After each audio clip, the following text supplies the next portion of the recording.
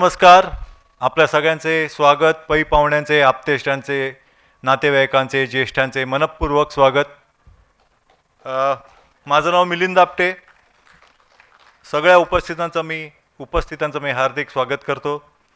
आजचे आपले उत्सवमूर्ती श्री अजित वसंत वर्तक यांच्या जयसमधला एक बालमित्र आणि एक शुभचिंतक. सध्या तरी माझी एवढीच ओळख भास आहे, बाकी तुम्ही मला ओळखून आहातच. आपण सर्वजण आज अजित वर्तक यांच्या मुंबई ती मुंबई या पुस्तकाच्या प्रकाशन सोहळ्याच्या निमित्ताने इथे उपस्थित आवर्जून आलात, त्याबद्दल अजित वर्तक आणि कुटुंबियांचे आणि त्यांच्या वतीने सगळ्यांचे मी स्वागत प्रकट करतो आणि आभार प्रकट करतो. धन्यवाद. कुठल्याही कारणामुळे जे लोक आज इथे उपस्थित राहू शकले नाहीत स्वतः, त्यांच्यासाठी यूट्यूब लाईव्हवर सोय केलेली आहे, तर आवर्जून त्याचा लाभ घ्या. लाईक करा, शेअर करा, सबस्क्राईब करा. प्रमोशन झालेलं आहे. आता या कार्यक्रमाला सुरुवात करूया. त्याची थोडक्यात रूपरेषा मी सांगतो. 5 ते 6 या वेळात आपले नवोदित लेखक श्री अजित वर्तक यांच्या समवेत मनमोकळ्या गप्पा होतील. 6 ते 7 वेळात अजित वर्तक यांच्या या मुक्त प्रवासात सहभागी झालेल्या आणि पुस्तकात वेळोवेळी उल्लेखलेल्या त्यांच्या सहप्रवासांच्या समवेत त्यांचा परिचय आणि त्यांची प्रकट मुलाखत घेण्यात येईल. त्यानंतर एक अल्पसा मध्यंतरात अल्पोपार आणि चहापान आहे. त्या मेनू काय आहे मला माहीत नाही, तर मी आपल्या सर्वांच्या वतीने श्री अजित वर्तक यांना व्यासपीठावर याची विनंती करतो. अजित वर्तक.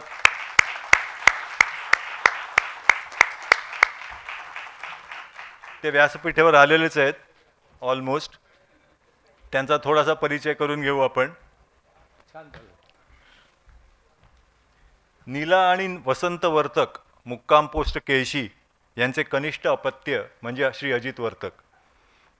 त्यांच्या ज्येष्ठ भगिनी म्हणजे पूर्वाश्रमीच्या वंदना वर्तक, आता सौ वृषाली बापट, नवी मुंबई येथे राहतात. अजित वर्तक यांचा जन्म 16 जानेवारी 1972 मुंबई येथे झाला. शाळा हीच ती वास्तू, नंदादीप विद्यालय. 1987 साली त्यांना 84% मार्क मिळवून ते 10वी उत्तीर्ण झाले. 84% त्यावेळेस. त्यानंतर संगणक अभियांत्रिकी शिक्षण घेण्यासाठी ते पुण्याला गेले. कम्प्युटर इंजिनिअरिंग म्हणूया का, हे फार होत आहे का, संगणक अभियांत्रिकी. बरं, तिथे सुद्धा वर्गात पहिला नंबर. आता टाळ्या होत्या.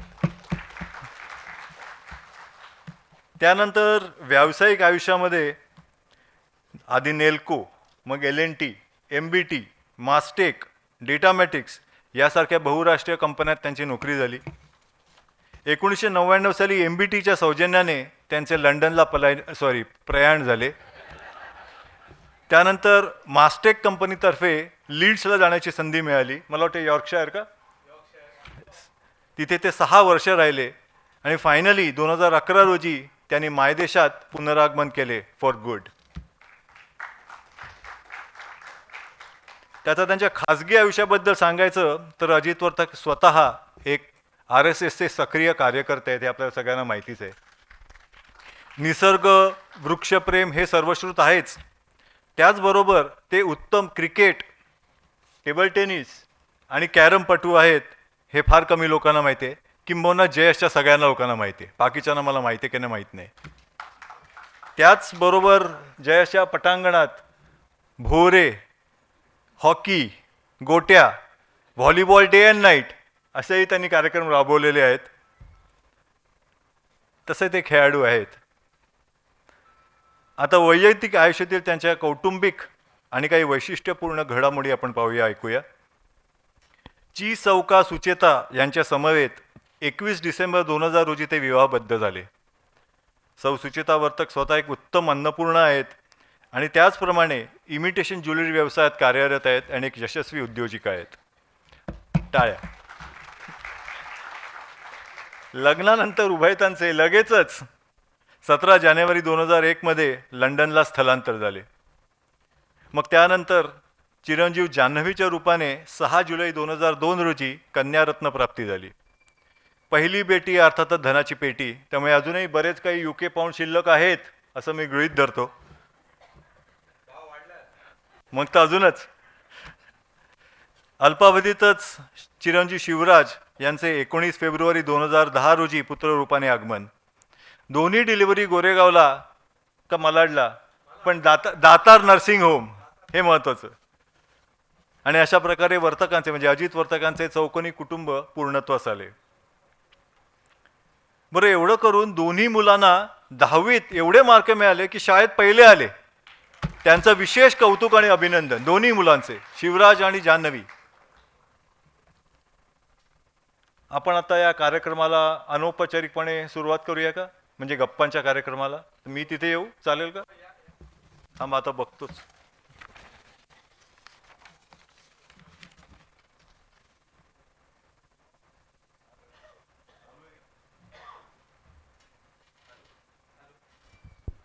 हॅलो.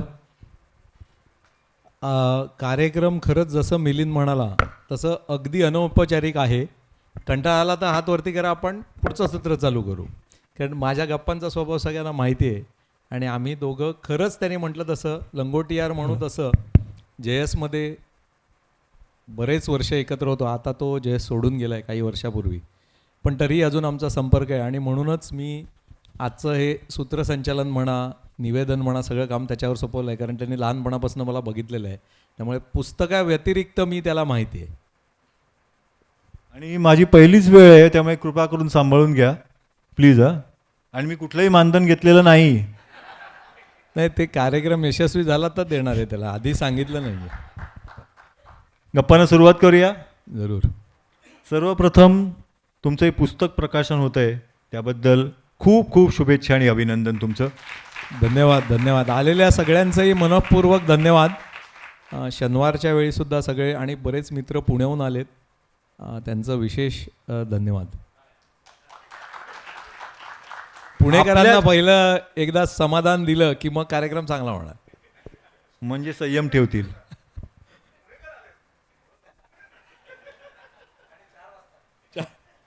हां, शाबास. आपल्या शाळेच्याच आवारात या हॉलमध्ये पुस्तक प्रकाशन होतं आहे. पहिल्याच पुस्तकाचं प्रकाशन शाळेत. कसं वाटतंय? खूप छान वाटतं आहे. म्हणजे जेव्हा मी शाळेत होतो, 87ला पासआउट आहे, तर तेव्हा या शाळेत कलाघर हा विषयच नव्हता. इथे नॉर्मल सगळे वर्ग होते आमचे. 10वी Bचा वर्ग या कलाघरच्या खाली अ आणि ब होते आणि आम्ही तिथे असायचो. सुदैवाने JS ही शाळेच्या ग्राउंडला लागून होती, त्याच्यामुळे आम्ही शाळेत कधी नॉर्मल रस्त्याने आलो नाही. आम्ही उडी मारून यायचो. आणि वैद्य सर आमचे प्रिन्सिपल होते, ते नेहमी छडी मारायचे की तुम्ही नॉर्मल रस्त्याने का नाही येत. तर ते एवढं जवळ जर का घर आहे तर कशाला नॉर्मल रस्ता पाहिजे, उडी मारूनच जायचो. शाळेत यथातथाच होतो. असं काही पुस्तक आपलं निघेल मराठी विषयात, पण तेव्हा मराठी हा स्कोरिंगचा विषय नव्हता. तेव्हा बऱ्याचदा गणित, शास्त्र, संस्कृत हे विषय स्कोरिंग असायचे. मराठीत जमतेम 60-70 मार्क मिळायचे. पण लेखनाची कुठेतरी पहिल्यापासनं होती. आणि 10वीत असताना निबंध लेखन हा विषय जो होता, की निबंधाला 10 मार्क असायचे 100रातले, कुठेतरी निबंध लेखनापासनं त्या लेखनाची सुरुवात झाली. आणि आज या शाळेत काही शाळेतले वर्गमित्र पण आज आलेत. तर आपल्या शाळेत आता एवढ्या मोठ्या कलाघरात पुस्तकाचं, म्हणजे मी पण पहिल्यांदाच पुस्तक लिहिलं आहे, त्याचं प्रकाशन इथे होत आहे. माझ्यासाठी खरंच खूप मोठा आनंदाचा क्षण आहे. वा वा वा, खूप खूप अभिनंदन आणि कौतुक. पुस्तकाच्या दृष्टीने विचार केला तर पुस्तकाचा कालखंड 1992 ते 2022, म्हणजे जवळजवळ 30 वर्षाचा कालखंड आहे. कसं काय जमवलं? आणि सगळ्यात आधी लिखाण सुरू कसं कधी झालं? असं 92 साली काही लिहिताना असं काही डोक्यात नव्हतं की याचं काही पुस्तक होईल. तो खूपच आपण ज्याला म्हणू असा एक योग होता. माझं भारती विद्यापीठ इंजिनिअरिंगला 92 सालपासून शिक्षण चालू झालं. तेव्हा मी पहिल्यांदा मुंबई सोडलं. खरं तर पुस्तकाचं नाव मुंबई ते मुंबई हा विषय तिथून सुरू होतो. आणि रेल्वेनी, वडील रेल्वेत होते, त्याच्यामुळे मला पास फ्री मिळायचा मुंबई पुणे. आणि मुंबईची ओढ होती जरी इंजिनिअरिंगला पुण्याला असलो तरी, त्यामुळे सारखं जाये असायचं. सुट्टी मिळाली, काही JSमध्ये फंक्शन आहे, कोणा नातलगांचं आहे काही, तर त्याच्यामुळे एकदा येताना असंच पावसाळ्यात पॅसेंजर गाडी कर्जतच्या जवळपास अडकली आणि साधारण 3 ते 4 तास गाडी हलणार नाही असं एक स्टेशनवर न्यूज होती. सुदैवाने हातात डायरी होती. म्हटलं आपण पहिल्यांदा मुंबई सोडलं आहे, पुण्यात गेलो आहे, काही अनुभव आहेत, बऱ्याच नवीन गोष्टी घडल्या आयुष्यात, तर लिहायला सुरुवात करूया. आणि लिहित लिहित जवळजवळ तासभर मी सतत लिहित गेलो. थांबल्यानंतर थोडीशी भूक लागली होती, स्टेशनवर उतरलो, काय वडापाव समोसा, काय कर्जत म्हणजे वडा असणार बहुतेक, जे काय मिळालं ते घेऊन आलो तर समोरचा माणूस तो इतका तल्लीन होऊन वाचत होता ते सगळं, आणि तो म्हणाला तुम्ही खूप छान लिहिता. तेव्हा कुठेतरी पहिल्यांदा असं स्ट्राईक झालं की आपण आपल्या आयुष्यात घडलेलं जे सत्य घटना असतात, म्हणजे त्याच्यामध्ये काल्पनिक काहीच नव्हतं, जे माझ्या आयुष्यात घडलं आहे ते तसं लिहित होतो. आठवणी ज्या असतील काही खूप सिक्वेन्शियल असतील अशाही नव्हत्या, पण त्या समोरच्याला भावतायत ही कुठेतरी जाणीव झाली. आणि तिथे मुंबई पुणे मुंबई असं मी त्याला पहिल्यांदा नाव दिलं होतं.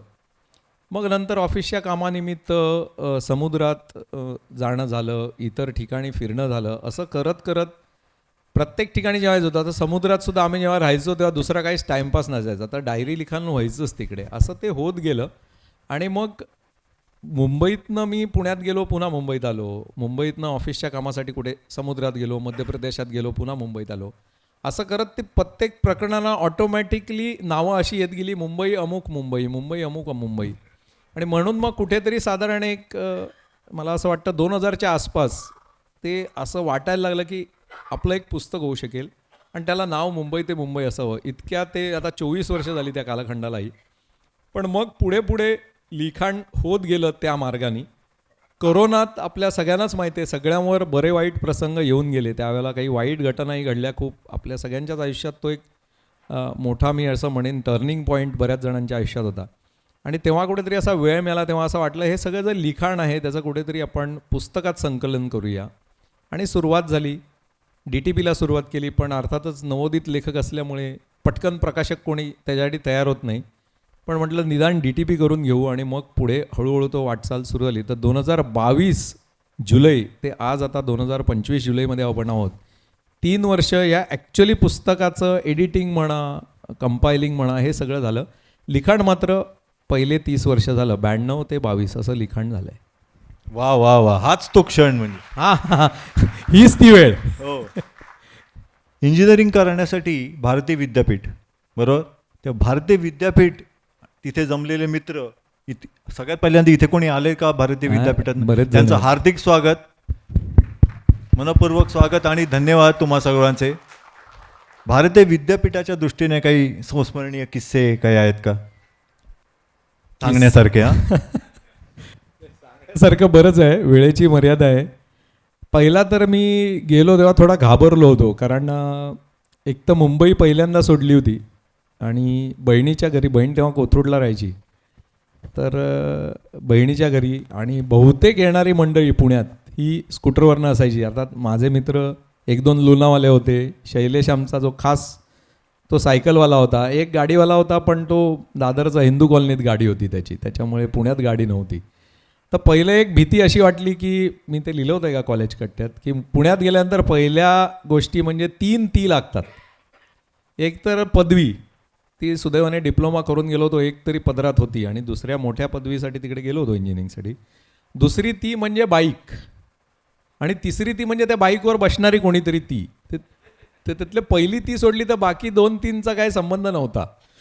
तर त्याच्यामुळे जरा भीती, घाबरलो होतो गेल्या गेल्या की आता काय होणार. आणि पहिल्यांदा बसस्टॉपवर मला शैलेश डोंगरे सायकलवर भेटला आणि तो माझा पहिला मित्र. तो आज आला आहे. तर आमची 92 ते म्हणजे जवळजवळ 33 वर्षाची मैत्री आहे. वा वा वा. आणि मग अनेक किस्से. आमचं इंजिनिअरिंगला सुदैवाने असं झालं, मी गेल्यानंतर एक 15 दिवसांनी भारतीय विद्यापीठमध्येच डिप्लोमा केलेले असे जवळजवळ एकदम 15 लोक आले.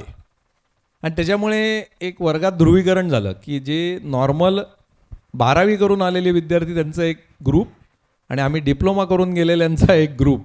आणि तसं काय टग ऑफ वॉर एवढं नव्हतं, पण एक आमचं युनिट असं पक्कं बांधलं गेलं. कारण सगळे आमच्याकडे थोड्या वेगळ्या नजरेने बघत होते. हे डायरेक्ट सेकंड इयरला आले, यांना काय माहिती आहे काय नाही. आणि एक वेगळं फक्त एक शैलेश अपवाद वगळला आणि मला वाटतं केदार, तर हे दोघं 12वी, बाकी सगळे डिप्लोमा करून आलेलो आम्ही होतो. आणि इलेक्ट्रॉनिक्स आमचं होतं आणि इथे कम्प्युटर्स होतं.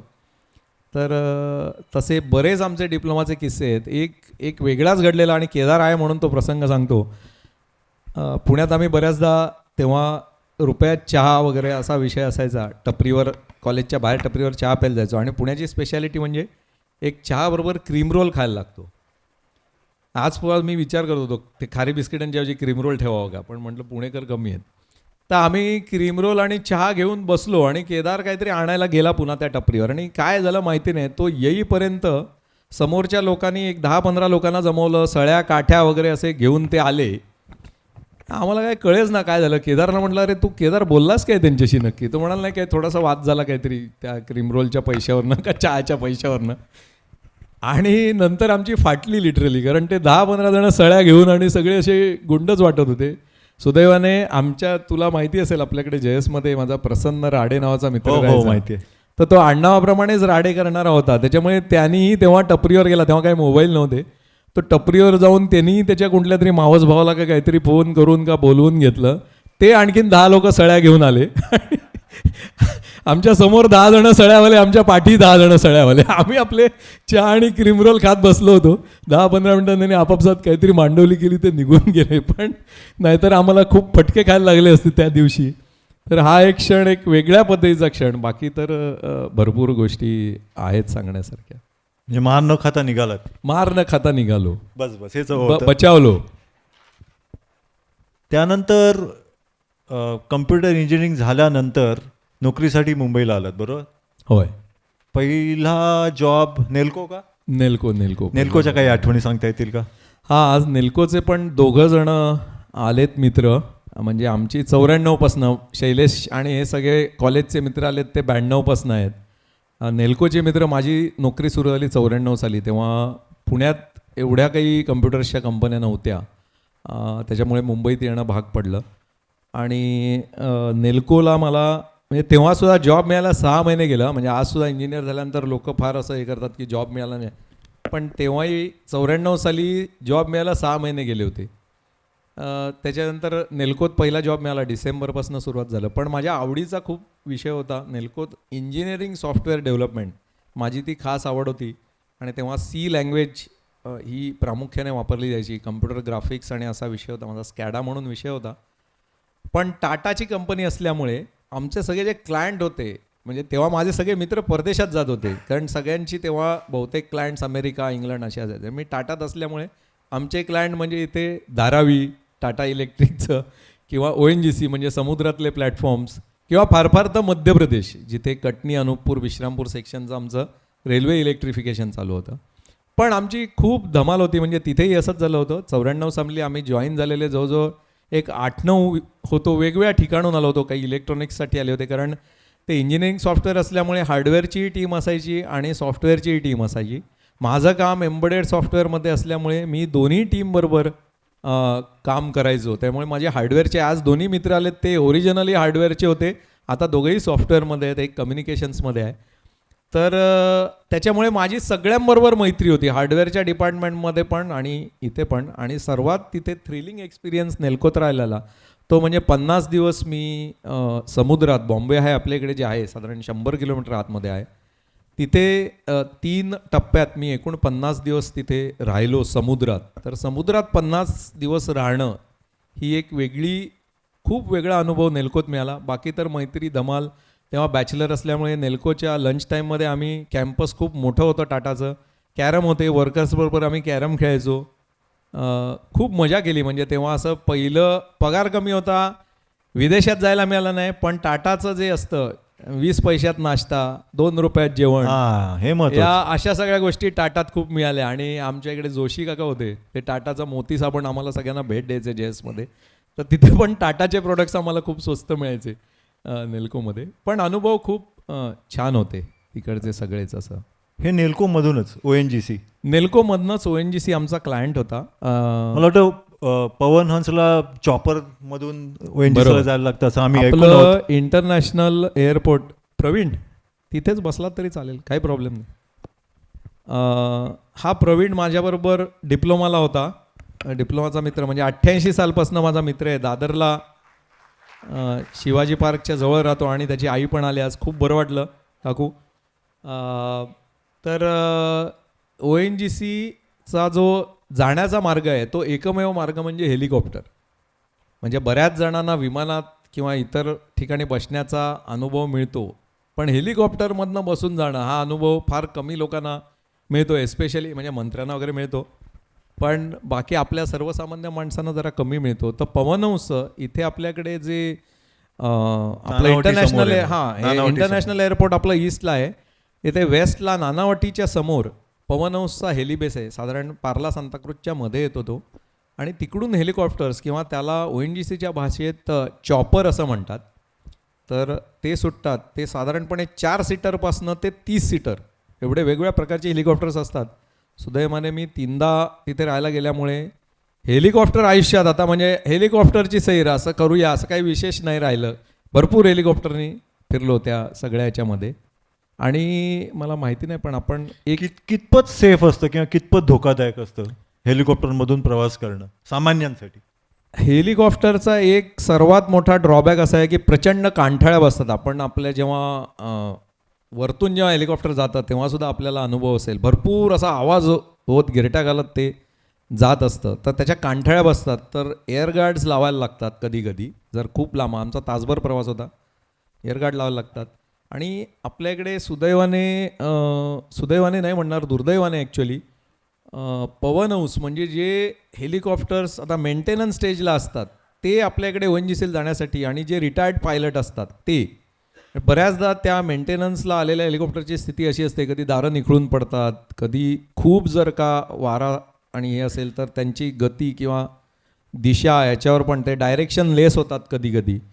इनफॅक्ट जे हेलिपॅड संध्याकाळी जेव्हा हेलिकॉप्टर उतरतं तिकडे हेली बेसवर तर तिकडे त्याला चक्क रोप्सना बांधून ठेवायला लागतं. इतका तिथे आतमध्ये वारा आणि वादळ असतं असं. तर या अशा कंडिशन्सला म्हणजे आपण ऐकलेलं आहे पेपरातही काही ONGCच्या एम्प्लॉईजचे सुद्धा अपघात ऐकलेले आहेत. तर एक थोडक्यात आपण थोडं जीवावर उदार होऊनच या साईट्सवर काम करायला जायला लागतं. हे सगळं घरच्यांना माहिती होतं ना? नाही तेव्हा काय लग्न झालेलं नव्हतं त्यामुळे आईवडिलांना काय फारसं माहिती नसायचं. नोकरीला जातो एवढंच माहिती होतं बाकी कुठल्या साईटवर जातो. आणि ONGCची गंमत अशी होती की तिकडे फोनच नव्हता. म्हणजे आताच्या जगात तर आपण क्षणाक्षणाला माझा मुलगा आता अंधेरीला पोचला, आता पार्लेला कॉलेजला पोचला, मग लेक्चर चालू आलं, हे सगळं आपल्याकडे व्हॉट्सअपवर सारखं येत असतं. पण तेव्हा एकदा घरातनं बाहेर पडलं की रात्री ठरलेल्या वेळेला यायचं. एवढंच आईवडिलांची कम्युनिकेशन असायचं. त्यामुळे साईटवर गेला की साईटवर गेला मग विषय संपला. मग 15 दिवस फोनच नसायचा.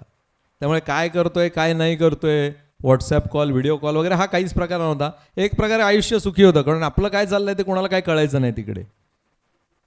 ही चांगली गोष्ट आहे का? हा म्हणजे तेव्हा तरी चांगली वाटायची. आता बॅचलर बरोबर. ते बघा आवाज आला तिकडे. त्यानंतरची पुढची नोकरी मला वाटतं L&T. पुढची L&T. हो तेव्हा आणि L&Tच्याच निमित्ताने बँगलोरला खूप वेळा जाणं येणं झालं. बरोबर. त्याच्या संदर्भात काही सांगता येईल का?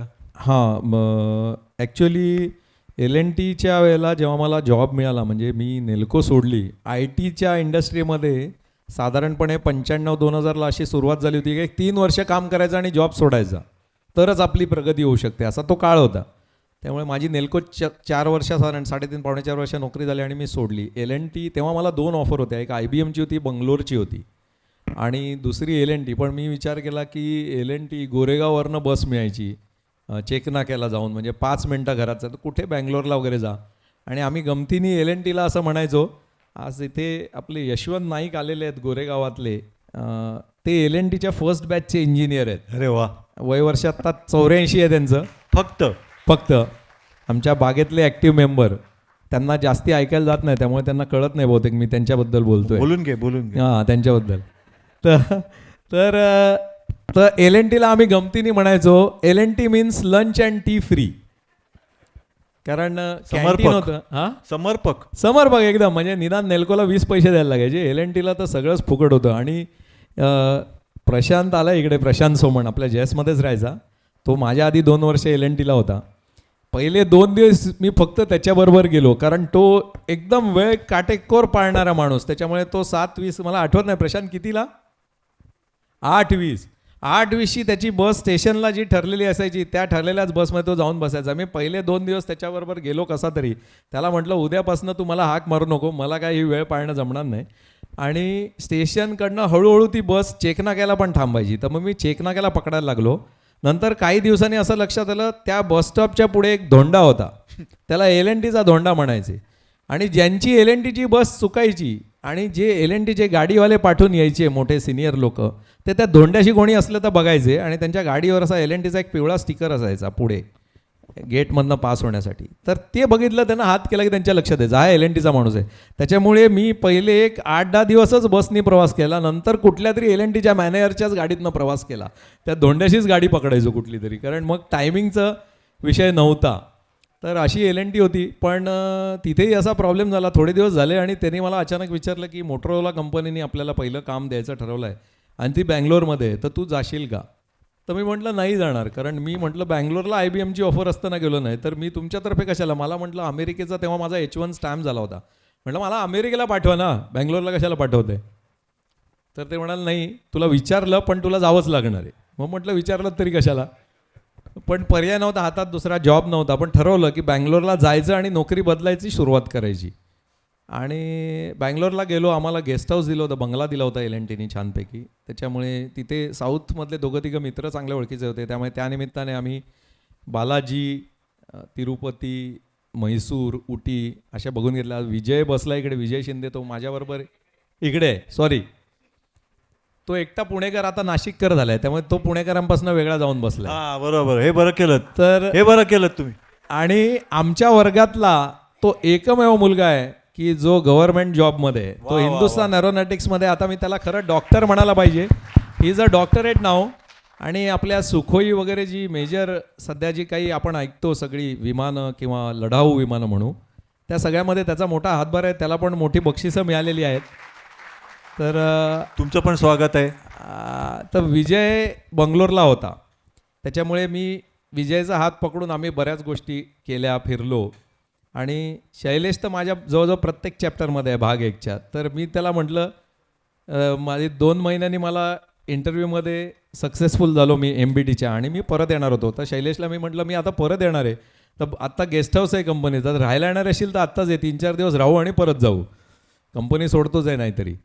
तर शैलेश आला लगेच, आणि आम्ही मग तेव्हा उटी वगैरे असं सगळं, मी होतो, शैलेश, विजय, आम्ही एकाच वर्गातले होतो. आणि त्याचा एक मित्र उटीचा होता विजयचा, त्याच्या वडिलांनी आमचं तिकडे सगळं बुकिंग वगैरे केलं, त्यामुळे उटी वगैरे असं फिरणं झालं. आणि मग LNT सोडली मी, त्यामुळे बंगलोरमध्ये LNT तर्फे गेलो असलो तरी हे सगळं बघणं जास्ती झालं साऊथमधलं. त्या निमित्ताने काम काहीच केलं नाही, म्हणजे तिकडे त्यावेळेला. फिरायलाच गेलो होतो. फिरायलाच गेलो होतो, कारण आम्हाला तिकडे त्यांनी मोटोरोलामध्ये गेल्या गेल्या डॉक्युमेंटेशनचं काम आहे असं सांगितलं. मी बोललो मला काय जास्ती काम देऊ नका, मी लवकरच नोकरी सोडणार आहे. त्यामुळे काय जास्ती काय तिकडे काही काम केलं नाही. बंगलोर मात्र भरपूर भटकलो, साऊथ काही भाग भटकलो, आणि ठरवल्याप्रमाणे 2 महिन्यात रिझाईन करून मेमध्ये परत आलो. MBTची ऑफर मिळाली होती, त्यामुळे मेमध्ये परत आलो. MBT, Mahindra British telecom, Mahindra British, म्हणजे अर्थातच UK आलंच ओघाने. हो, तेव्हा म्हणजे असा एक प्रघात होता की MBTची ऑफर जर का मिळाली तर असं म्हणायचे लाईक, आता तुम्हाला हा थोडक्यात तुम्हाला वर्क परमिट मिळाला, म्हणजे UKमध्ये जायचं काम करण्याचा परवानाच मिळाला आहे. कारण 50% ब्रिटिश टेलिकॉमचा स्टेक होता आणि बहुसंख्य प्रोजेक्ट ब्रिटिश टेलिकॉमचे होते. त्यामुळे लागल्या साधारण असं सगळ्यांनाच वाटायचं की हा आता UKला जाणार. आणि त्याच्याप्रमाणे मी मे एंडला, म्हणजे मला वाटतं 31 मेला MBT जॉईन केलं, आणि 8 ऑगस्टला मी लंडनला पहिल्यांदा होतो. वाह, चांगलंच गाठलं. म्हणजे हे केवळ नशिबाचा भाग आहे. माझी काय अशी फार फॉरेनला जायची ॲस्पिरेशन नव्हती, पण कंपनीने पाठवलं, जायला मिळालं तर जायचं, असा एवढा विषय ठेवला होता, त्याच्यामुळे जाणं झालं. आणि काहीतरी 3 महिन्याचा अलाउन्स वॉज वर्थ 6 मंथ, असं काही होतं का? म्हणजे म्हणून गेला होता? आमचा प्रशांत आपटे बसलाय, त्याला सगळ्या आतल्या गोष्टी माहिती आहेत. MBTमध्ये असं होतं तेव्हा की शॉर्ट आपटे असतील तर जास्ती काही बोलू नका, आपटे म्हणजे please, इथे please, आपटेच येते. please. विश्वासच्या बरोबरच आहे, पाटकरला होता, ओळखतो तो, MTechला होता. तर MBT आपल्याला तिथे असं होतं त्यांची पॉलिसी की 3 महिन्यापर्यंत गेलं तर त्याला शॉर्ट टर्म म्हणायचे, आणि 3 महिन्यापेक्षा जास्ती कितीही दिवस, 3 महिना 1 दिवस असेल तरी लॉंग टर्म म्हणायचे. आणि शॉर्ट टर्मला हा डेली अलाउन्स खूप मोठा मिळायचा. अर्थात तेव्हा पाऊंडची व्हॅल्यू 65-66 अशीच होती, पण तरी तेव्हा ती खूप वाटायची, कारण $35 वगैरे होता, दुप्पट पैसे मिळणार अशी एक आम्हाला आशा असायची. आणि आम्ही विचार करायचो 3 महिन्यात जो अलाउन्स मिळतोय तो 6 महिन्याच्या पगाराच्या इक्विलंट आहे, मग 6 महिने कशाला काम करायचं, 3 महिन्यात जाऊन यायचं. म्हणून मी, आमचं एक सुनील जोशी म्हणून हेड होते मोठे, त्यांना मी म्हटलं मी पहिल्यांदा जाईन तर शॉर्ट टर्मवरच जाईन, मी बघीन जरा कसं आहे काम वगैरे, आणि बरं वाटलं तरच पुन्हा पुढे लॉंग टर्म जाईन. हे सगळं ऑप्शनल असतं का? आमच्या अनुभवात म्हणजे असं कधी जाणवलं नाही आम्हाला. जमलं तर या, जमलं तर जाऊ. नाही, सुदैवाने तेव्हा असा म्हणजे खरंच तेव्हा कॉम्प्युटर इंडस्ट्रीमध्ये आम्ही खूप माज करू शकलो. आता त्याला माज हा शब्दच आहे असा. आताच्या मुलांची अशी परिस्थिती आहे की ते खूप ॲस्पायर करतात की आम्ही जायला पाहिजे. म्हणजे आता तर खरं तर शिकायलाच जातात आणि मग ते तिथेच नोकरी करतात. पण आमच्या वेळेला एवढं काही शिकणं, MS करणं वगैरे असा काही विषय नव्हता. इंजिनियर झालं म्हणजे खूप मोठं आपण काम केलं, जॉबला लागायचं आणि मिळालं तर कंपनीतर्फे परदेशात जायचं, एवढाच विषय होता. पण तेव्हा खरंच एकतर कसं होतं, माझा स्वभाव पहिल्यापासून रोखठोक असल्यामुळे रोखोक आणि अबोल ना, एक नंबर खूप अबोल आहात तुम्ही. हां, मुळं जे काय आहे ते, तर त्याच्यामुळे मी म्हटलं आपल्याला जे आहे ते स्पष्टच बोलावं. आणि तेव्हा खरंच तशी परिस्थिती होती की डेव्हलपर्स खूप कमी होते. BSc BCom नुकतेच म्हणजे 2000 साली पहिल्यांदा BSc BCom लेवलला यायला लागले, कारण Y2Kची कामं खूप होती तेव्हा, इंजिनियर लोक एवढे मिळायचे नाहीत. पण अन्यथा आधी भरपूर मास करता यायचा, म्हणजे हे सगळे असं डिक्टेट करता यायच्या टर्म्स, आणि सुदैवाने केल्या त्या आणि मिळाल्या पण. त्याप्रमाणे मी पहिल्यांदा फक्त शॉर्ट टर्मवर गेलो, ऑगस्टला जाऊन ऑक्टोबर असं. आणि सुदैवाने लंडन म्हणजे जवळपास मी असं म्हणेन थंड हवेचं मुंबई आहे लंडन. म्हणजे मुंबईतल्या माणसाला लंडनमध्ये कधीच वेगळं वाटत नाही, कारण ट्रेन, बस जसं आपण इथे बघतो, म्हणजे आता आपलं छत्रपती शिवाजी टर्मिनस झालं आहे, पण अदरवाईज आपण जसं VT म्हणतो, अक्षरशः तिकडच्या VT स्टेशनवर उभं राहिलं तर असंच वाटायचं की आपण मुंबईतल्या VT स्टेशनवर उभे आहोत. किंवा बसमध्ये कंडक्टरच्या हातात तशीच ती बॅग, आपला जसा BSTचा कंडक्टर, म्हणजे आता त्यांच्याच सिस्टीम खरं तर आपल्याकडे होत्या, पण ते आपल्याला तिकडे गेल्यावर वाटतं अरे हे आपल्यासारखंच आहे तिकडे सगळं, असं वाटायचं. आणि अर्थातच इंडियन शॉप्स होती, संघाचा स्वयंसेवक असल्यामुळे तिथेही मी गेल्या पहिल्या दुसऱ्या दिवसात संघ सुरुवात केली. त्याच्यामुळे कधी असं लंडनला परक वाटलं नाही, फक्त हवामान वेगळं आणि मुंबई असं वाटलं. याच अनुषंगाने विचारतो, लंडनमध्ये अभ्यंकर, नेने, गोडबोले वगैरे असे काही मंडळींसमवेत तुमचा काही परिचय झाला? हां, त्या संदर्भात काही सांगता येईल? कसं सगळे झालं? RSSची मंडळी आहेत का? नाही, RSSमध्ये यातले फक्त नेने म्हणून होते. बाकी अभ्यंकर म्हणजे असं झालं की क्रॉयडन मध्ये ईस्ट क्रॉयडन आणि वेस्ट क्रॉयडन म्हणजे लंडनच्या सगळ्या स्टेशन्सचा अशी एक खासियत आहे. आपल्याकडे मुंबईत रेल्वे स्टेशन म्हटल्यानंतर ईस्ट आणि वेस्ट असे 2 भाग येतात आणि पंचायत येते. म्हणजे नवखा माणूस जेव्हा मुंबईत होतो तेव्हा ते ट्रेनमध्ये उतरल्यानंतर जायचं कुठे, इकडे जायचं का तिकडे जायचं. तर तसं लंडनमध्ये नाही आहे. त्यांनी प्रत्येक स्टेशनला एक वेगळा एकच एक्झिट असतो. त्यामुळे तिथे स्टेशनला ईस्ट आणि वेस्ट असा भाग नाही आहे. पण ईस्ट आणि वेस्ट क्रॉयडन अशा 2 लाईन असल्यामुळे त्यांनी चक्क 2 स्टेशन बनवली, ईस्ट क्रॉयडन आणि वेस्ट क्रॉयडन. तसा फार अंतर नाही, पण म्हटलं तसं त्यांची पद्धत अशी आहे की ट्रेनला एकच एक्झिट असतो, दुसरा एक्झिट नसतो. म्हणजे तुम्हाला भेटायचं असेल तर सोपी खूण असते, स्टेशनच्या बाहेरच्या एक्झिटला या. फार फार तर 2 एक्झिट असली तरी डायरेक्शन एकच असते, मग या एक्झिटला आहे त्या एक्झिटला, पण एक्झिटला भेटा की 100% तुम्ही एक दुसऱ्यांना भेटू शकता. तर वेस्ट क्रॉयडनच्या जवळ माझं ऑफिस होतं आणि इतका लकी होतो असं म्हणेन मी की वेस्ट क्रॉयडनला आमच्या ऑफिसपासून 10 मिनटं चालत अभ्यंकर म्हणून एक पुण्याचे गृहस्थ राहायचे, मधुकर अभ्यंकर त्यांचं नाव, आणि ते घरी पेईंग गेस्ट ठेवायचे. बहुतेक आम्ही MBTचेच लोक तिकडे पेईंग गेस्ट होतो. तर मी रविवारी लंडनला पोचलो. पहिले 2-3 दिवस माझी दुसऱ्या एका ठिकाणी व्यवस्था केलेली होती ऑफिसने, पण मी लगेचच गुरुवारपासून अभ्यंकरांकडे पेईंग गेस्ट म्हणून राहायला लागलो आणि अक्षरशः फील ॲट होम होतं. कारण त्यांच्याकडे दर आठवड्याचा लोकसत्ता रविवारचा यायचा, बरीच मराठी मासिकं यायची आणि ते प्रचंड क्रिकेट वेडे, साहित्य वेडे होते.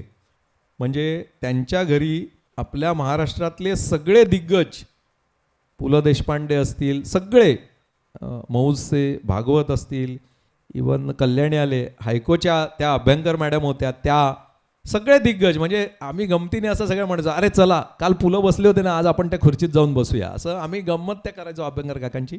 पण खरंच खूप छान, एकतर शॉर्ट टर्म 3 महिने अलाउन्स चांगला तगडा, आणि अभ्यंकर काकांचे पेईंग गेस्ट एकदम मामूली दरात पेईंग गेस्ट आम्ही राहायचो. आणि चालत, म्हणजे मला आठवतं आहे की कित्येकदा मी साध्या चपला आणि टी-शर्टवर ऑफिसला जायचो लंडनसारख्या ठिकाणी. तर असा लंडनचा पहिला 3 महिने ते थोडक्यात चंगळच चालू होती. हां, थोडक्यात चंगळच होती चालू. चंगळ. आपला सुदैवाने आपल्या सगळ्या कंपन्या आणि कामं अशी मिळाली की कुठे काही काम करायला लागलं नाही. म्हणजे वा. म्हणजे आई मला गमतीने विचारायची की अरे बाकी माझ्या मैत्रिणींची मुलं जी कम्प्युटर इंजिनियर आहेत ती त्यांना बरंच रात्री थांबायला लागतं, बरंच त्यांची कामं असतात, तुलाच कसं काय काम नाही. म्हटलं त्यांच्या शोकेशमध्ये ट्रॉफी असतात, त्यांना दरवर्षी प्रमोशन वगैरे मिळतं. मला असलं काही मिळत नाही. त्याच्यामुळे आपलं 9 ते 5 आपलं काम करायचं आणि मग बाकी आपल्याला करायचं आहे ते करायचं. त्याच्यामुळे कधी बक्षिसं वगैरे मिळाले नाहीत. प्रमोशन मिळालं ते कंपनी बदलल्यामुळे मिळालं. कंपनीत राहून कधीच प्रमोशन मिळालं नाही. आणि सुदैवाने तो काळ असा होता की तेव्हा चालून जायचं आणि संध्या मिळत होत्या तेव्हा. हां, संध्या भरपूर होत्या, कंपन्या बदलत्या यायच्या, नोकऱ्या मिळायच्या. IT boom. IT बूम होता तेव्हा आणि त्यामुळे ते चालून गेलं. नेने काका एक खूप चांगलं व्यक्तिमत्व भेटलं. दुर्दैवाने त्यांचं गेल्या वर्षी निधन झालं. त्यांची मिसेस डॉक्टर होती आणि ते दोघं अक्षरशः माझ्यासाठी पालक असल्यासारखं होते. लग्न झाल्यानंतर जेव्हा आम्ही गेलो तेव्हा अक्षरशः घरातल्या भांड्या कुंड्यांपासनं आणि त्या काकू डॉक्टर असल्यामुळे त्याच माझ्या GP रजिस्ट्रेशन होत्या. त्यामुळे चक्क लंडनसारख्या ठिकाणी ताप आला तर घरी डॉक्टर येऊन चेक करून जायचा. वाह. बहुतेक आमचं आणि NHSचं रजिस्ट्रेशन मी ते पुस्तकात लिहिलं आहे. माझं एकमेव रजिस्ट्रेशन असं असेल की जे एका डॉक्टरनी फॉर्म भरला रजिस्ट्रेशनचा आणि त्यांच्या घरी. खूप मजा. आणखीन एक गोडबोले म्हणून एक चांगली व्यक्तिमत्व होतं, तेही वारले दुर्दैवाने. पण त्यांची ओळख माझी हिंदू मॅरेथॉन ला पहिल्यांदा झाली कॉव्हेंट्रीला. आणि ते अतिशय सावरकर प्रेमी होते. त्यांनी लंडनमध्ये राहून ते ट्यूबमध्ये काम करायचे. सिव्हिल इंजिनियर होते पुण्याचे आणि सगळी मंडळी पुण्याची होती. हे आणखीन एक विशेष आहे. जेवढी भेटली लंडनला ती सगळी पुणेकर होती. प्रचंड प्रतिसाद मिळाला प्रचंड. पुणेकरांकडून. आणि पुस्तक पण पुण्यातनं छापलं आहे. सगळा योगायोग आहे, काय करायचं. प्रकाशक पण पुण्याचा आहे. तर गोडबोले यांची विशेषता अशी होती की ते लंडनमध्ये त्यांनी एवढा अभ्यास केला होता भारतीय इतिहासाचा की जवळजवळ त्यांनी अशी 20 ठिकाणांची यादी काढली आहे. माझ्या भाग 2मध्ये ती यादी मुद्दामून छापलेली आहे की भारतीय इतिहासाच्या निगडीत जी जी काही ठिकाणं आहेत, म्हणजे सावरकर कुठे राहिले. आत्ता सावरकर पिक्चर येऊन गेला त्यामुळे आपल्याला बघितलं असेल आपण ते. पण त्या सगळ्या ठिकाणी म्हणजे विशेष असं आहे की तिकडच्या काउन्सिलरनी तिथे त्यांचा मोठा, त्याला प्लॅक म्हणतात, ते लावलेलं आहे की इथे सावरकर राहायचे आणि ही वॉज ग्रेट पॅट्रिऑट, स्वातंत्र्य सैनिक, असं तिथल्या लोकांनी लिहिलं आहे. पण आपल्याकडे अजून संभ्रम आहे की सावरकर पळून म्हणजे माफी मागितली, काय काय वेगवेगळं. पण तो एक विषय आहे. पण दुसरं बरेच विषय म्हणजे मदनलाल दिगरांनी कर्झनवालीला कुठे ठार मारलं, त्यांना कुठल्या तुरुंगात फाशीची शिक्षा झाली, त्याच्यानंतर मॅझिनी ज्याच्यापासनं सावरकरांनी प्रेरणा घेतली तो कुठे राहायचा, सावरकरांचं लॉ कॉलेज कुठलं होतं, मदनलाल दिगरांचं सिव्हिल इंजिनिअरिंग कॉलेज कुठे होतं, टिळक कुठे राहिले, विवेकानंदांनी भाषणं कुठे दिली, अशी ठिकाणं ते एक दिवसभर, त्यांची फी काही नसायची, माफक ते चार्ज करायचे. म्हणजे त्यांच्या येण्या जाण्याचा खर्च एवढाच.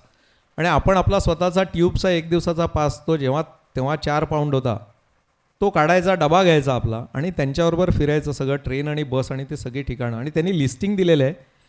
इंग्लंडची आणखीन एक खासियत म्हणजे प्रत्येक घराला एक युनिक कोड आहे, म्हणजे पोस्ट कोड म्हणतात त्याला. आपल्याकडे पिनकोड असतो, पण 400063 हा गोरेगावातल्या 100% लोकांचा हाच पिनकोड आहे. त्याच्यातनं काहीच कळत नाही. तिथे CR024U म्हणजे माझं एकच घर आयडेंटिफाय होणार.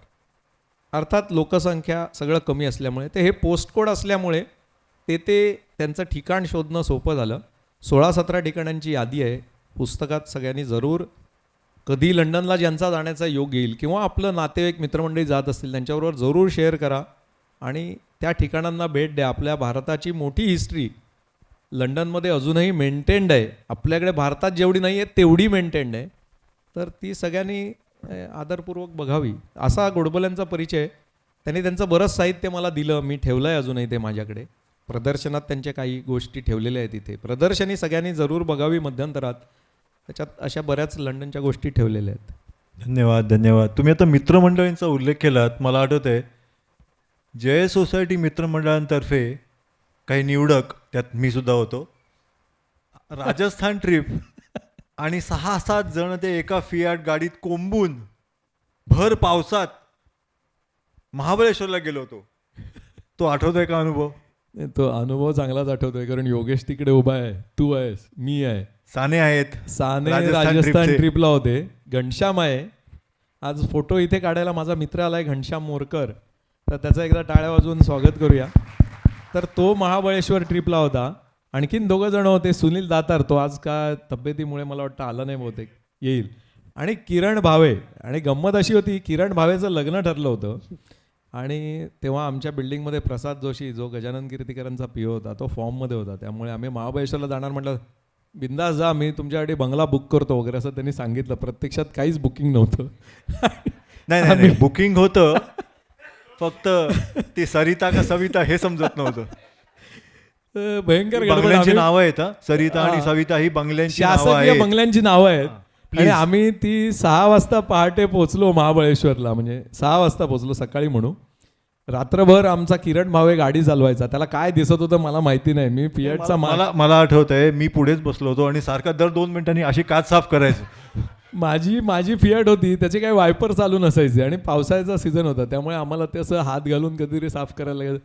त्याला म्हणायचो, किरण तुला दिसतंय का रे खरंच, तू चालवतोयस. आणि रात्रभर आमचा प्रवास झाला. सकाळी खरंच 6 म्हणजे तेव्हा असं मला वाटलं की आपण अंदाजेच जातोय. आता ते किरण आला तर कळेल. नाही, पण तेव्हा त्यांनी एक छान एक डायलॉग सांगितलं होता की मला दिवसा कमी दिसतं आणि रात्री छान दिसतं. ते बरोबर. तर तो छान एक अनुभव. एक दिवस आम्ही महाबळेश्वरला दुसऱ्यांच्या बुकिंगवर राहिलो.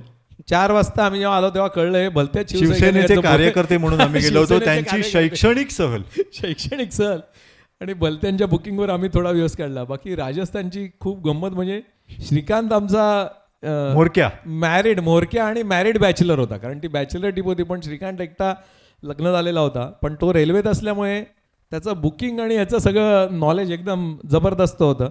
आम्ही फक्त जातांचं ट्रेन बोरिवली अहमदाबाद आणि येतांचं जयपूर मुंबई एवढंच केलं होतं. त्याच्यात थोडा आगाऊपणा आमचा बोरिवलीला झाला, कारण तुम्हाला सगळ्यांना माहिती आहे वसई नको हा विषय नको प्लीज. अजून दुखतं. त्याचा मेन विक्टीम मिलिंद आहे. बोरिवलीला आम्ही चढलो आणि सगळी गुंडगिरीच चालू होती, कारण आमच्या रिझर्वेशनवर कोण ना कोणतरी बसलं होतं. तर आम्ही थोडं सुरुवात केली, अरे काय आजकाल कोणी बसायला लागलं आहे, रिझर्वेशन नाही आहे नाहीतरी. आणि खाट मिलिंदच्या 2-3 थोबाडीत पडल्या. आम्ही आपले कानावर पुढचा विषय. अशी ती एक मजेशीर ट्रिप राजस्थानमध्ये. काहीही प्लॅनिंग नव्हतं. लिटरली आम्ही फक्त अहमदाबादला उतरणार आणि जयपूरवरनं येणार, ह्या 2च गोष्टी आम्हाला माहिती होत्या. बाकी आम्ही प्रत्येक ठिकाणी गेलो की 2 जण उधर जाओ, 2 जण बाये, 2 जण दाहिने. हॉटेलमध्ये चौकशी करायची, जिथे स्वस्त असेल तिकडे बाकीच्या सगळ्यांनी जायचं, त्या हॉटेलमध्ये राहायचं, पुढे जायचं. अशा प्रकारे केलं. आणि त्याच्यात एक लोनली प्लॅनेट, मी तो पुस्तकात पण उल्लेख केला आहे, माझ्या कुठल्या तरी लेखात पण हल्ली जे असतो, श्रीकांत सानेकडे लोनली प्लॅनेट होतं. ते मात्र आमचं बायबल होतं. कुठेही फिरताना ते घेऊनच आम्ही फिरायचो. आणि त्यामुळे आमचा एकदा वाळवंटात जेव्हा पोखरणचं आपलं जिथे अणु चाचणी झाली, तिथून आम्ही जेव्हा पास होत होतो आणि बस आमची त्या रेगिस्तानमधनं चालली होती, सहज चालता जायचा लोनली प्लॅनेट चाललं आणि असं लक्षात आलं बिकानेरला आपण पोहोचणार होतो. तिथे आपल्याला फक्त 3 तास आहेत.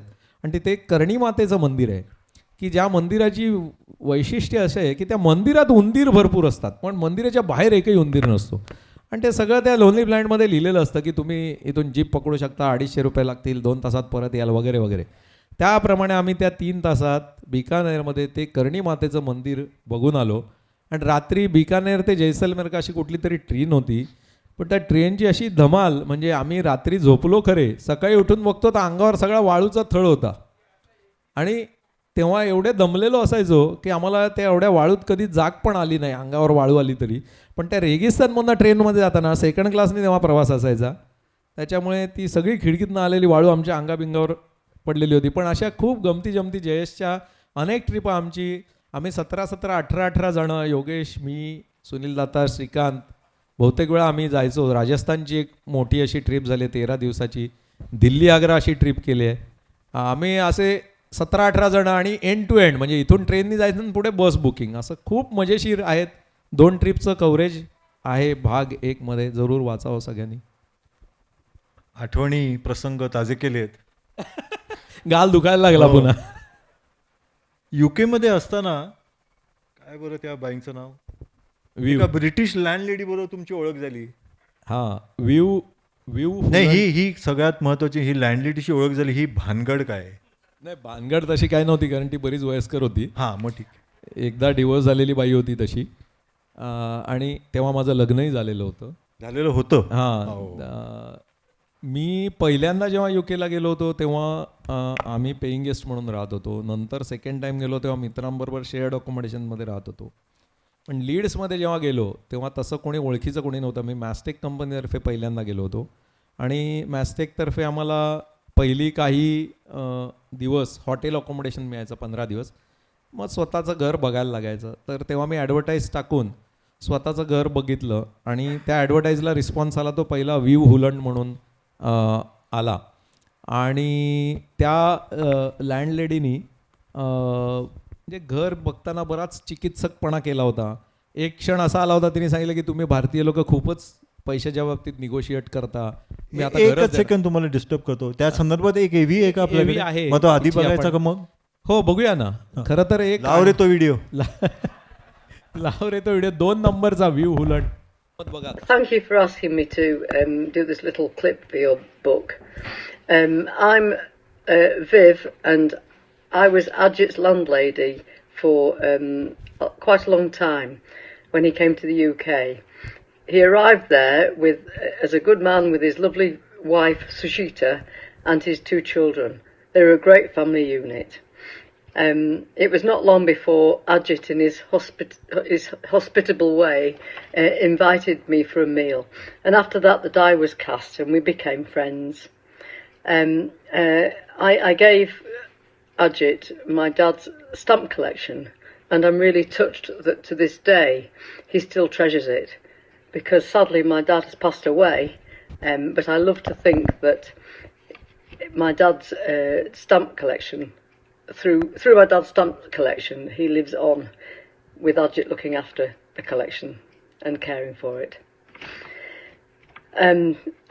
Ajit had to leave for India at one stage, but when he did come back again, he came back to my flat. In fact, the very same flat.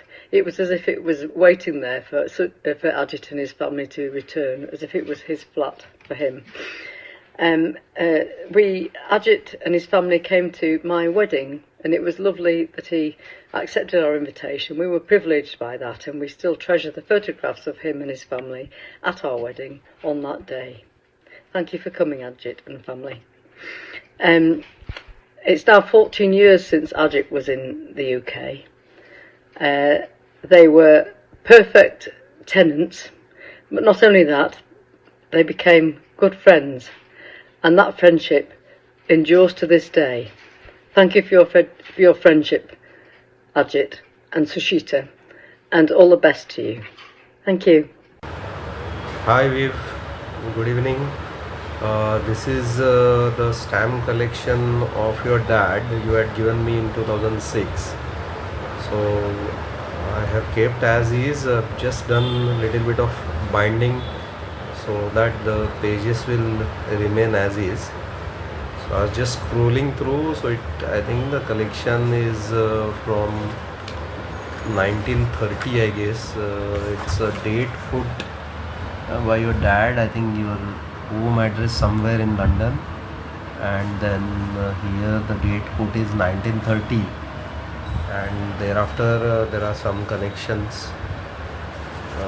the guide and how to put the stamp, stick the stamp inside the boxes, and few of the stamps which were loose that I have put in another album, but just to keep the original album as is,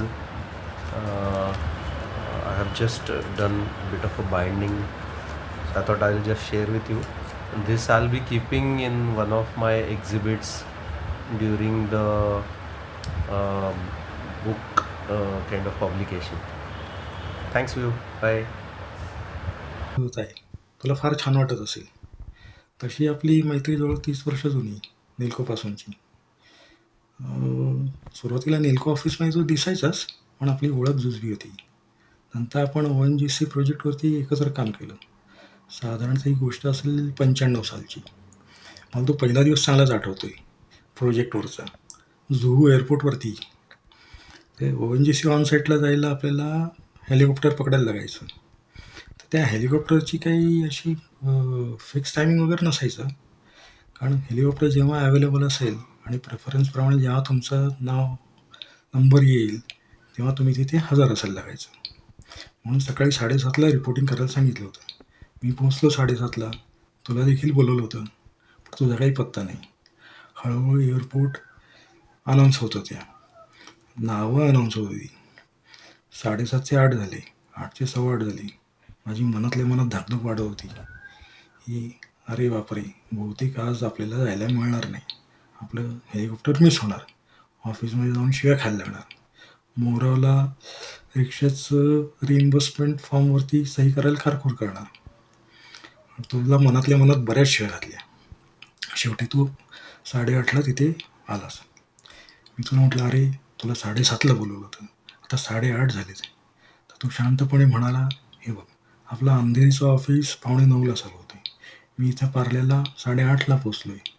जवळजवळ म्हणजे 15 मिनिटं तसं लवकरच पोचलेलो आहे मी मनातल्या मनात म्हटलं, अरे बापरे, हा तर एकदम नियमाप्रमाणे चालणारा माणूस दिसतोय. नियमबाह्य वगैरे काही नाही.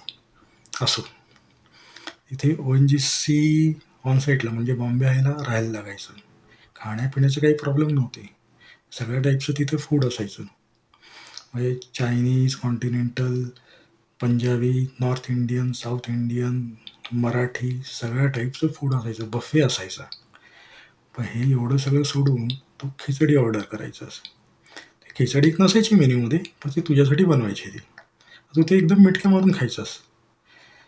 असं तू लहान सहान गोष्टीमध्ये सुद्धा तू आनंद शोधणारा माणूस आहे. तर तुझ्यासारखा मित्र असणं फार भाग्याची आहे.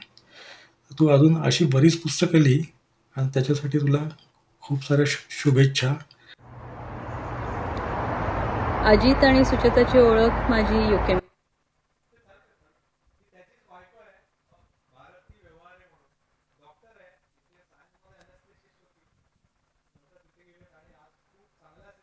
अभिनंदन अजित, आज तुझं पहिलं पुस्तक प्रकट. वर्ष होते लीड्सला आणि लीड्सला आलेला होता.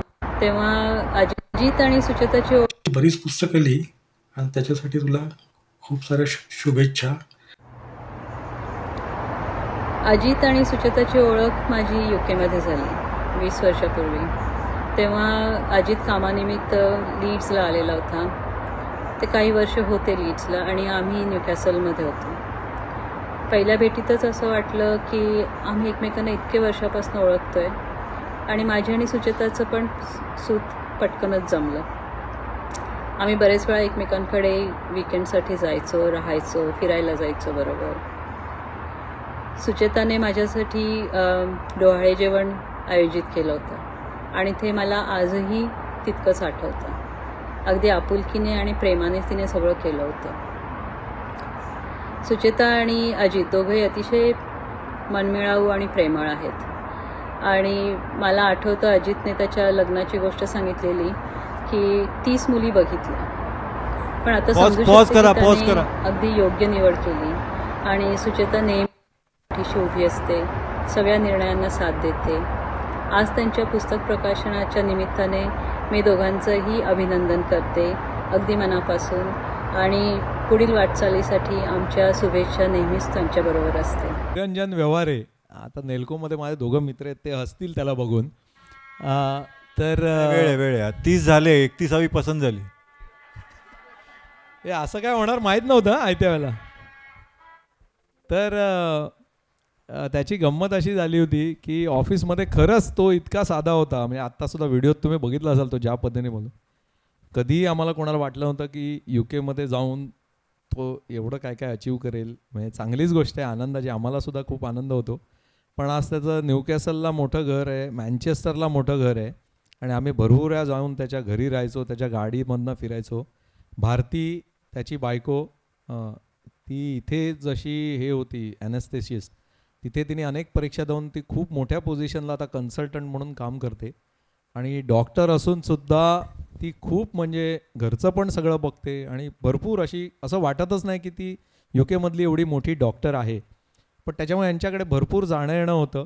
आणि याची आणखीन एक त्याने किस्सा सांगितला नाही आहे, पण इंग्लंडमध्ये पण आम्ही कसे नियम मोडायचो, तर आम्ही बऱ्याचदा 6 किंवा 7 जण असायचो त्याच्याकडे गेल्यानंतर. आणि गाडी तर एकच त्याची होती आणि आम्ही लेक डिस्ट्रिक्ट किंवा स्कॉटलंड किंवा असे फिरायला जायचो त्याच्याकडे गेल्यानंतर. किंवा बेमिश म्हणून एक लिव्हिंग म्युझियम आहे, तो चॅप्टर खूप वाचण्यासारखा आहे, भाग 2 मधला. म्हणजे 1960 सालचं लाईव्ह विलेज आजही इंग्लंडमध्ये बेमिश म्हणून एक ठिकाण आहे, तिथे बघायला मिळतं आपल्याला. असं ते इतिहासाला तितकं जपतात. तर तिथे जाताना पुढे तर दोघं नक्कीच बसायला लागतात. पुढे काही जास्ती लोक बसून ते लगेच यू गेट कॉट. त्याच्यामुळे पुढे 2च माणसं, ड्रायव्हर आणि बाजूला बसायला. पण बॅक साईडला जसं आपण मारुतीमध्ये शैलेश आपण भाजीचे ट्रे ठेवायचो पाडून, तसं चक्क पाठच्या सीट आम्ही पाडायचो आणि आम्ही 5 किंवा 6 जण मांडी घालून बसायचो. लपून म्हणू शकतो का, दिसायचोच नाही तसं. पण त्या गाडीतनं आम्ही 6-7 जण, म्हणजे जिथे लिगली युकेमध्ये फक्त 5 जण जाऊ शकतात तिथे आम्ही 7 ते 8 जण प्रवास करायचो एकाच गाडीने. आणि लेक डिस्ट्रिक्ट वगैरे अशा सगळ्या ठिकाणी आम्हाला निरंजनमुळे इझिली जाणं झालं. नाही तर ते एवढ्या लोकांना 2 गाड्या, आणि माझी गाडी कधीच इंग्लंडमध्ये नव्हती, पब्लिक ट्रान्सपोर्टनीच प्रवास करायचो. तर तो खूप छान. लँडलेडीचा मगाचा जो राहिलेला छोटासा अनुभव म्हणजे मी पहिल्यांदा म्हटलं तसं की जी मला घर देईल की नाही इथपर्यंत आमचं थोडा संघर्ष झाला इनिशियल लेवलला.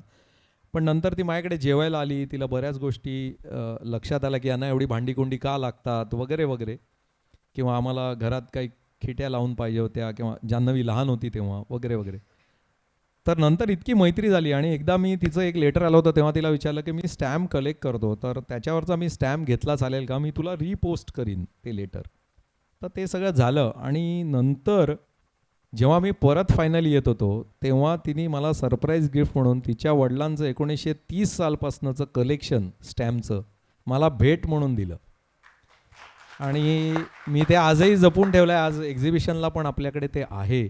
तर अशी माणसं, म्हणजे पहिल्यांदा त्यांना इंडियन लोकांबद्दल खूप साशंकता वाटत असते, किंवा पैशावरनं किंवा अशा काही गोष्टीवरनं त्यांना आपले अनुभव नसतात. पण एकदा आपला परिचय झाला, मैत्री झाली की ते त्यांच्या इतक्या एखाद्या जिव्हाळ्याचा विषय असतो. तिचे वडील, आज तिने ते सांगितलं व्हिडिओमध्ये की माझे आज वडील नाही आहेत, पण त्या स्टॅम्पच्या रूपाने माझे वडील आज तुझ्याकडे आहेत अस्तित्वात. म्हणजे इतकं तिचं हे झालं. करोनात सुद्धा तिने विशेष मला फोन करून विचारलं की कशी आहे भारतात परिस्थिती, इंडियात कसे आहात तुम्ही सगळे वगैरे वगैरे. म्हणजे आज तिचं घर सोडून, म्हणजे तिचं मी घर सोडलं 9 साली, 11 साली मी इंग्लंडमधनं आल्यानंतर मी पुन्हा गेलो नाही आहे. तसा तिचा संबंध समजा 11 साली जरी शेवटचा होता इंग्लंडमधला, तरी आज जवळजवळ 14 वर्षानंतरसुद्धा ही मैत्री टिकून आहे. अर्थात आता व्हॉट्सॲप आणि अशामुळे आहे. पण असे तिचे अनुभव. तिच्या वेडिंगला मी पहिलं आयुष्यातलं चर्च वेडिंग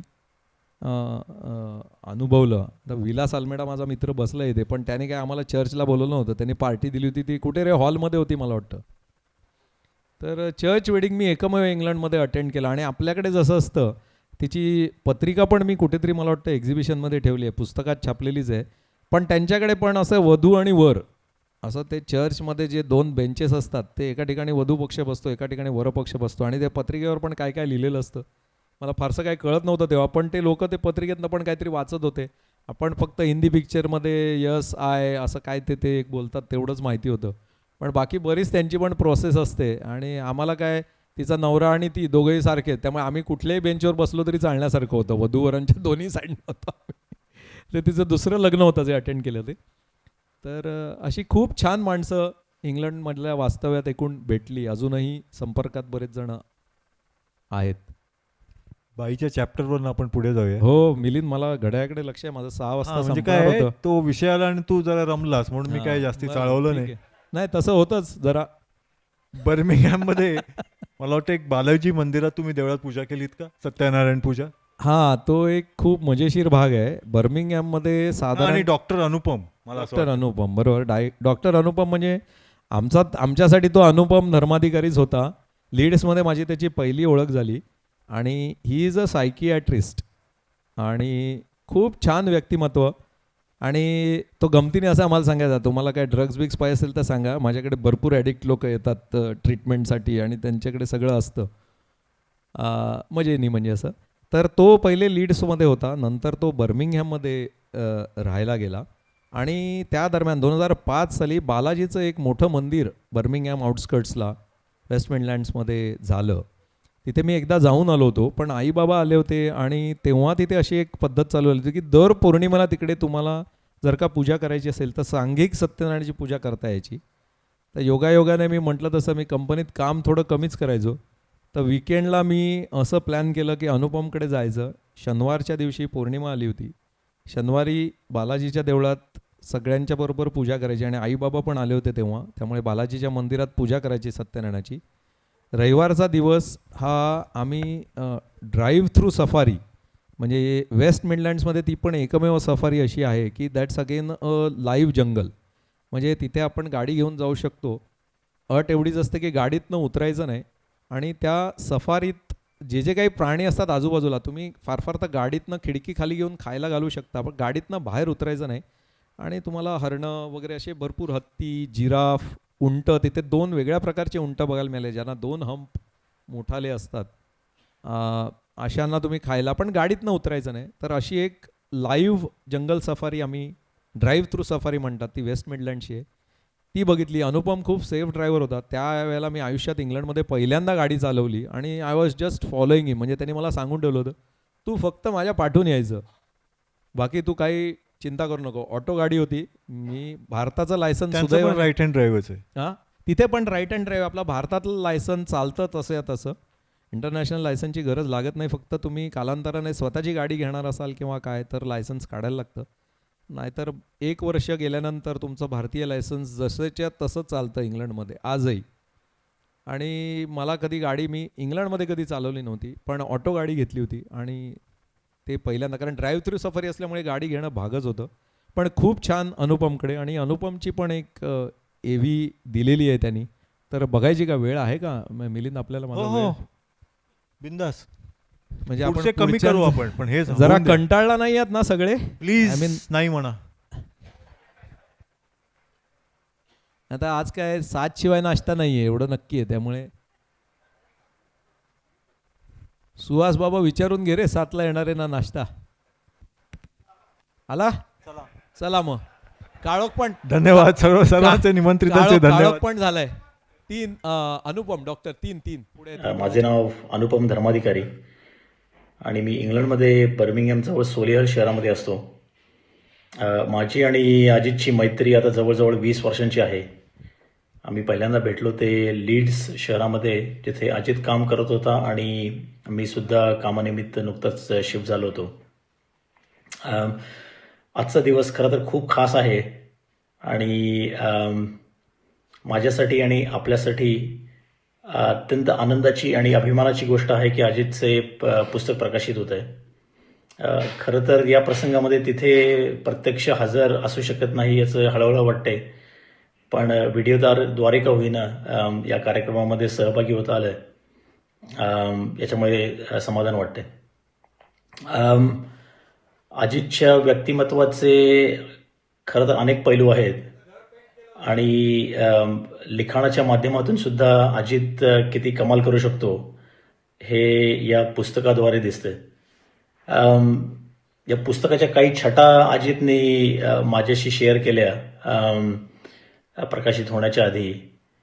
आणि अजितचा प्रवास वर्णन हे पुस्तकाद्वारे लिहिण्याचा हा पहिलाच प्रयत्न आहे हे खरंच वाटत नाही. म्हणजे त्यांनी प्रत्येक गोष्टींचं इतके सुंदररित्या वर्णन केलं आहे पुस्तकामध्ये की अजित बरोबर केलेल्या त्या 2 ट्रिप्स ज्याचं वर्णन त्यांनी या पुस्तकामध्ये केलं आहे, बालाजीचं देऊळ, जे तुम्हाला वाचायला मिळेल.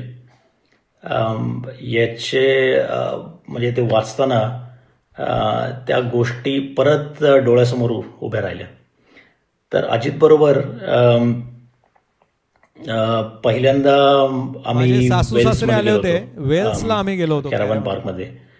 आणि नंतर अजित मी जेव्हा सोलिहलला शिफ्ट झालो 2006-07 साली, तेव्हा अजित आणि त्याची फॅमिली, आई बाबा वगैरे सगळेच माझ्याकडे आले होते आणि तिथून मग आम्ही सफारी पार्कला गेलो होतो. त्या दोन्ही प्रवासाचं त्यांनी छान वर्णन केलेलं आहे आणि ते करताना त्यांनी त्या जागांचे वेगळेपण, तिथली विविधता, तिथलं सौंदर्य अगदी छान मांडलं आहे पुस्तकामध्ये आणि त्या गोष्टी अगदी छान उलगडून दाखवल्यात.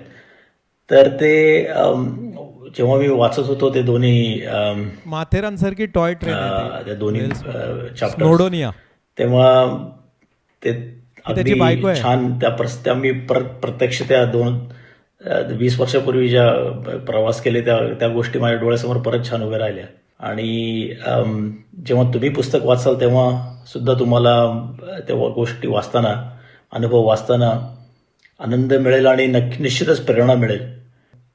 अजित, तुला या पुस्तकासाठी अनेक शुभेच्छा आणि तुझ्या लेखणीतून असेच पुस्तकं अजून घडत राहो, हीच शुभकामना. So all the very best and see you soon. लीड्सला आम्ही धन्यवाद. गणेशोत्सव पण एकत्र साजरा केला होता. ती क्लिप आहे लगेच. ही ITV म्हणजे UKतल्या टेलिव्हिजननी, यॉर्कशायरच्या टेलिव्हिजननी ही फिल्म बनवली होती. हे 2च मिनिटाची आहे. UKमध्ये लीड्समध्ये गणेशोत्सव याची विशेषता म्हणजे संपूर्ण नॉन महाराष्ट्रीयन समाज But that couldn't dampen the spirits of these worshippers determined to honour the birthday of Ganesh. Today's colourful procession marked the end of a week of celebration. It's also the first time an idol of the elephant god's been taken into the city centre. It is an opportunity for the people of Leeds to see a different culture and different aspect of a population who live in Leeds. So we have been doing this festival, but this year we decided to bring the procession into Leeds city centre. By bringing celebrations into the city centre, organisers hope to encourage different religions to come together. I'm going to the Jewish festival tomorrow. हा I've been to Muslim the mayor West आहे, Indian Carnival last पण week. त्याने City पण of many गणपतीची colours Pooja and all केली. these ते different काही colours अडचण नव्हती. and people from different backgrounds who were welcomed by this great city of ours. Doesn't matter about the weather, it's a joy to be together, involved with everything. Such a great occasion, and it's Ganapati festival, so it removes all your obstacles in life and gives you peace, success, prosperity. But it didn't end there for Ganesh. As if he wasn't wet enough already, the idol was off to Scarborough to be lowered into the sea, representing his return to the earth. Martin Fisher for Calendar in Leeds. लीड्सचं मी पहिल्यांदा आयुष्यात गणपती विसर्जन हे स्कार्बरोच्या समुद्रात जवळजवळ 10 kilometre आतमध्ये लॉन्चनी जाऊन केलं होतं. तर खूप खास ते झालं होतं. आणि महाराष्ट्र मंडळात गणपती होतो, पण ह्याच्यात विशेषता अशी होती की हा गणेशोत्सव 2005 साली चालू झाला. तो संपूर्णपणे गुजराती, पंजाबी आणि साऊथ इंडियन अशा समाजांनी म्हणजे त्यांना गणेशोत्सव म्हणजे काय हेच माहीत नव्हतं. आम्ही काही मॅस्टेकतर्फे महाराष्ट्रीयन मंडळ गेलो होतो. सुदैवाने माझ्या शाखेतले लेझिम होते, त्यामुळे त्या सगळ्यांना ते शिकवलं. लेझिममधनं आमची पूर्ण मिरवणूक जवळजवळ तासभराची लीड्स देऊळ ते सिटी सेंटर अशी झाली. तिथले मेयर दोन्ही आले होते. एक मुसलमान होता, एक ख्रिश्चन होता स्कार्बरोचा, आणि त्यांनी खूप मोठ्या प्रमाणात आपलं स्वागत केलं. आणि विशेष म्हणजे असं आहे की त्यावेळेला जो आम्ही एक पॅटर्न तयार केला होता, 5 दिवस असे कार्यक्रम होतील, असे होतील, मग आरती होईल, काय होईल, त्याचं जे काही वेळापत्रक होतं, आजही तो लीड्समध्ये त्याच पद्धतीने गणेशोत्सव साजरा होतो. हे त्याचं विशेष आहे. म्हणजे आता 25 साली 20वं वर्ष आहे. मी बघत होतो कोणी स्पॉन्सरर मिळाला असता तर लीड्स गणपतीला जायचं, पण अजून काही कोणी स्पॉन्सरर मिळालं नाही. बघा कोणी म्हणजे इथून आम्ही स्पॉन्सर करायचं. हां, म्हणजे इथून नाही, तिथून कोणी स्पॉन्सर केलं. जी चालू झाली आहे सुरुवात, ती 20 वर्ष तसाच्या तसा चालू आहे. फक्त आता एवढ्या मोठ्या प्रमाणात मिरवणूक होत नाही. तेव्हा पहिली मिरवणूक एवढी मोठी आणि समुद्रात एवढं विसर्जन माझ्या मते आजही कुठे इंग्लंडमध्ये होत नाही. नदीवर छोटंसं करतात, पण ज्या पद्धतीने आम्ही केलं होतं, पुस्तकात त्याचे फोटो आहेत. जवळजवळ 3 लॉन्चेस केल्या होत्या आणि 10 किलोमीटर आतमध्ये जाऊन ते केलं होतं. आणि BBC रेडिओ आणि यॉर्कशायरचा ITV कॅलेंडर म्हणजे ते जी सिरीज असते ते, असं दोन्ही कव्हरेज त्याला तेव्हा मिळालं होतं 2005 साली. आता AVमध्येच आहोत, तर महाकुंभ मेळा आणि प्रेषित वर्तक याच्याविषयी काय सांगू शकाल का? आधी AV बघायची? AV बघून घेऊया, मग सांगतो. आणि मला वाटतं थांबूया, माझं मी भरपूर टाईम ओव्हररन केला आहे, पण AV बघूया आणि प्रेषितचं झाल्यानंतर मी त्याच्याबद्दल थोडंसं बोलतो आणि थांबतो, मग इतरांना बोलून द्यावं. हां, म्हणजे संधी मिळाली तर नक्कीच. हां, नाही देऊ ना आपण, थोडं तरी द्यायला पाहिजे ना.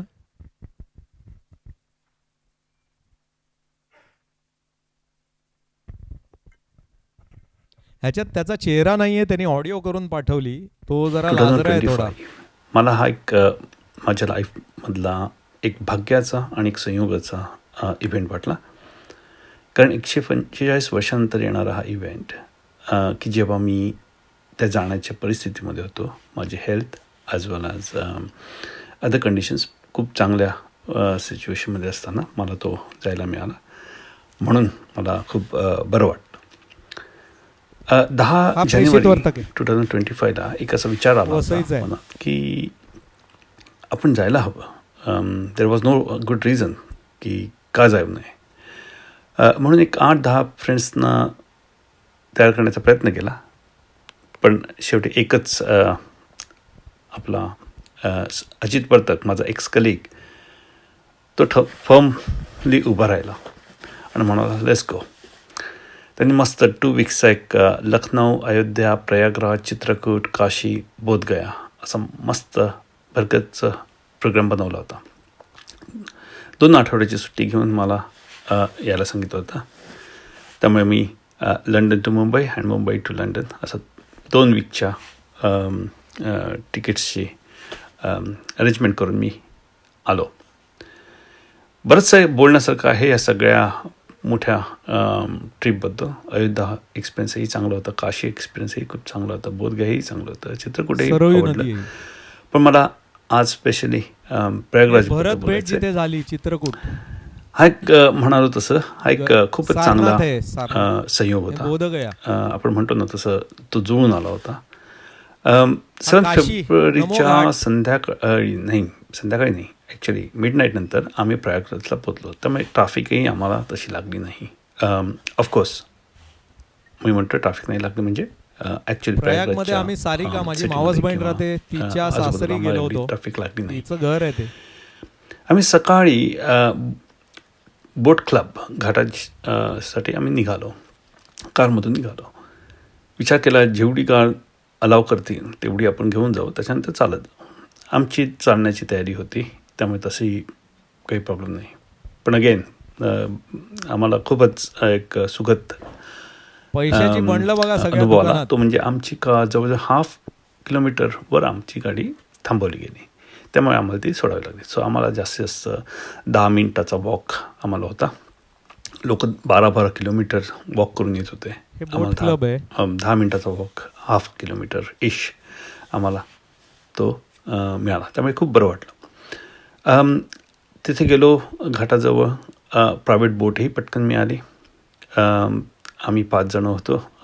सारिकाच्या ऑफिसमधले 2 कलिग आणि आणखी 5 जण आम्ही मिळून अशी 10 लोकांची आम्ही एक ग्रुप बनवला आणि प्रायव्हेट बोटमधून आम्ही त्रिवेणी संगमला निघालो. अजितने एक मस्त तिकडे व्हिडिओही घेतला यमुनेचं पाणी किती स्वच्छ आहे डेमॉन्स्ट्रेट करण्यासाठी आणि तो मग सगळ्यांशी शेअरही केला आम्ही तिकडनं ऑन द वे. गंगेचं पाणी आणि यमुनेचं पाणी एक डिस्टिंग्विशेबल आहे. म्हणजे असं तुम्ही क्लिअरली बघू शकता कारण त्यांचा कलर डिफरन्स आहे. त्यामुळे एक्झॅक्टली कुठे संगम आहे तुम्हालाही कळतं.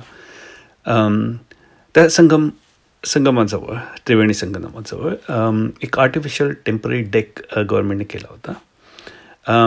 तो fighting fit lady officers with automatic weapons घेऊन त्या गार्ड करत होत्या.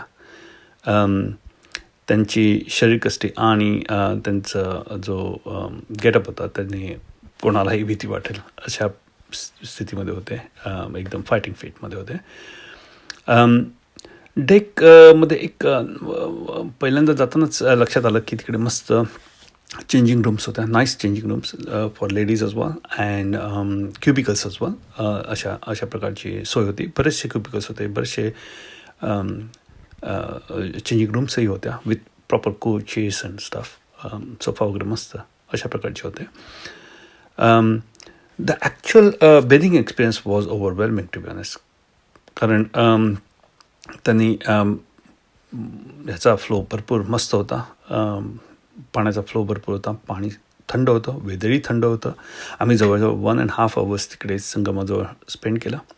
पण एक गोष्ट आवर्जून मला सांगावीशी वाटते ती म्हणजे ते एस्पेशली गुड अशासाठी आहे की नॉट जस्ट एल्डर्स पण young college going students like boys and girls also were there at the Sangam with a sense of devotion. More importantly काय माहिती का तिकडे कोणतेही मिसबिहेवियर नव्हतं, हुलिगिझम नव्हतं. आणि it was a self disciplined crowd from not just various parts of the country but also from various other cities and countries actually around the globe as well. तो आम्ही 1-1.5 तास स्पेंड केल्यानंतर आम्ही तिकडनं म्हणजे फोटो वगैरे पण झाले आमचे. फोटोग्राफी अजितला तर ती आवड आहेच त्यामुळे काही प्रश्नच नव्हता. पण ते सगळं झाल्यानंतर कपडे वगैरे चेंज झाल्यानंतर आम्ही परत मागे निघालो. ऑन द वे एक आणखी गोष्ट झाली. आम्हाला हेलिकॉप्टर्सच्या घिरट्या लक्षात यायला लागल्या. हा एक संयोग होता बघा. आता ही हेलिकॉप्टर सर्व्हिस प्रायव्हेट सर्व्हिस होती, ती सस्पेंड झाली होती बिकॉज स्टॅम्पिड्सचा एक अनफॉर्च्युनेटली असा एक इव्हेंट झाला होता 5-6 days बॅक, आणि तेव्हापासून ही सस्पेंडेड होती. अँड गेस वॉट, अगदी आम्ही आलो तेव्हाच हा सुरू झाली, पुन्हा रिझ्यूम झाली होती. आम्ही जेव्हा संगम मधून घाटाजवळ आलो त्याच्यानंतर आम्ही नंतर हेलिकॉप्टर राईडला गेलो. अगदी आम्हाला व्यवस्थित ती राईडही मिळाली. त्यामुळे म्हणतो ना आपण, सगळं स्मूथ होत गेलं.